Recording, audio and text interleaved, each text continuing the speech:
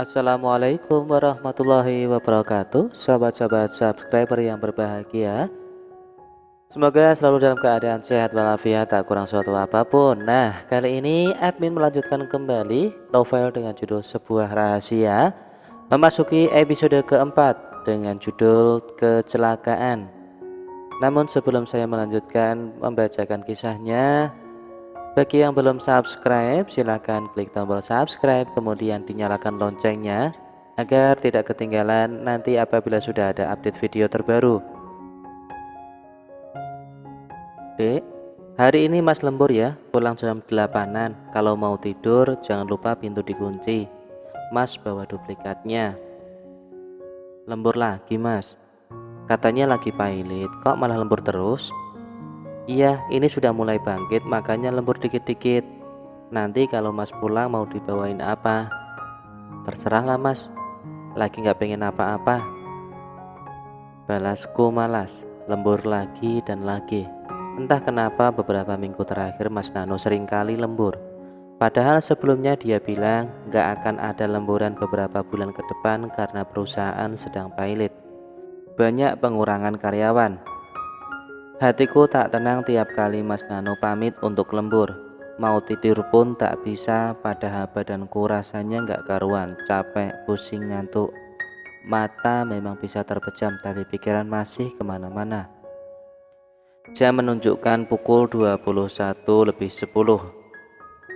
Mas Nano belum juga pulang. Biasanya perjalanan dari kantor ke rumah hanya memakan waktu setengah jam. Apalagi ini malam hari, otomatis nggak ada macet seperti jam pulang kerja kan? Pikiranku makin tak tenang, Arkan pun terlihat agak gelisah, tak bisa tidur dengan nyenyak. Kedua kakaknya mungkin kecapean main petak umpet dan lompat-lompatan, makanya mereka sudah tidur sebelum jam 8 tadi. Ku coba telepon Mas Nano berulang kali tapi nomornya nggak aktif. Jangan-jangan lowbat lagi. Memang handphonenya sudah agak error, gampang banget lowbat meski baru saja dicas. Pikiranku makin tak tenang, mondar-mandir gak jelas dari tadi. Atau ku telepon Edi saja. Edi adalah teman sekantor Mas Nano, mungkin dia tahu kemana Mas Nano malam ini. Tapi gak enak mengganggunya malam-malam begini. Oh Tuhan, apa yang harus kulakukan? Biasanya Mas Nano tak pernah setelat ini meskipun lembur. Sudahlah, aku telepon Edi saja. Tak membutuhkan waktu lama, Edi mengangkat telepon dariku. Assalamualaikum Ma, tumben telepon, ada apa? Tanyanya cepat. Kamu masih di kantor Di? Tanyaku was-was. Gue udah di rumah Mah, kenapa emang? Tanyanya lagi. Mas Nano belum pulang Di, aku khawatir soalnya nomornya nggak aktif. Emang dia lembur sampai jam berapa ya Di? Tanyaku penasaran. Hah? Belum pulang? Tadi gue lihat dah balik dia, nggak pernah lembur Mah, lagi pilot. Apa Di? Nggak pernah lembur? Tanyaku tak percaya. Kamu nggak bohong kan Di? Nggak bercanda kan? Tanyaku cepat, makin penasaran. Duh Mah, ngapain gue bohong soal begituan? Kayak nggak ada kerjaan aja, jawab Edi meyakinkan. Tapi Di, Mas Nano sering lembur akhir-akhir ini. Dia bilang perusahaan mulai bangkit lagi, jawabku meyakinkan. Mata mulai berkaca-kaca, kututup mulutku menahan isak. Aku gak ingin Edi tahu tangis ini, malu. Bangkit? Bangkit dari kubur kali ah, ada-ada saja si Nano. Gak ada lemburan Mas, swear deh, ngapain gua bohong coba? Jawaban Edi menambah kacau pikiranku. Hal-hal buruk lalu lalang di depan mata. Kenapa Mas Nano selalu bilang lembur? Kenapa dia berbohong? Terus sekarang dia di mana? Kuremas ujung gamis kuat-kuat, mencoba tetap tenang meski tak bisa. Nano main futsal kali Mah. Takut kamu ngomel-ngomel makanya bilang lembur aja. Jawaban Edi tak masuk akal. Mas Nano gak suka bola. Dia gak pernah main futsal. Aku tahu Edi hanya menebak-nebak supaya aku tak sepanik ini.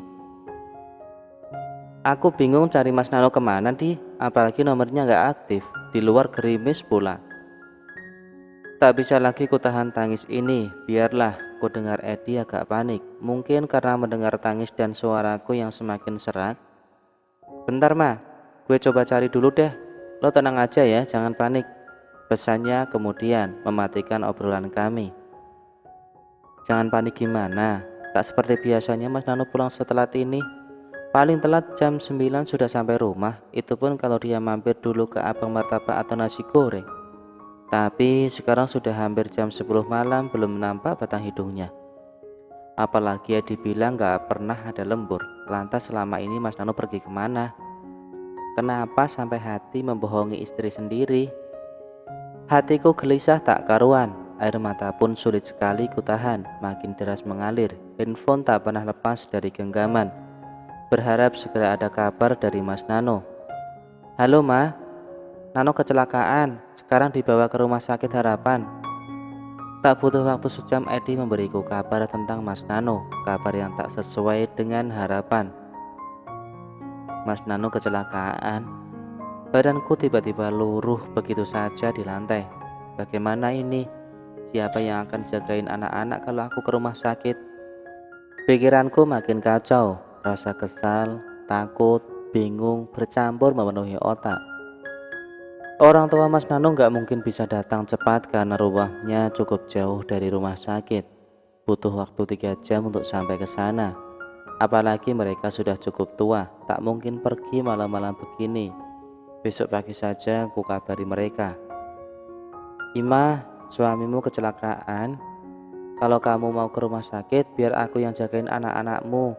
Siapin aja ASI Arkan di kulkas ya. Cat dari Ayu membuat hatiku sedikit tenang.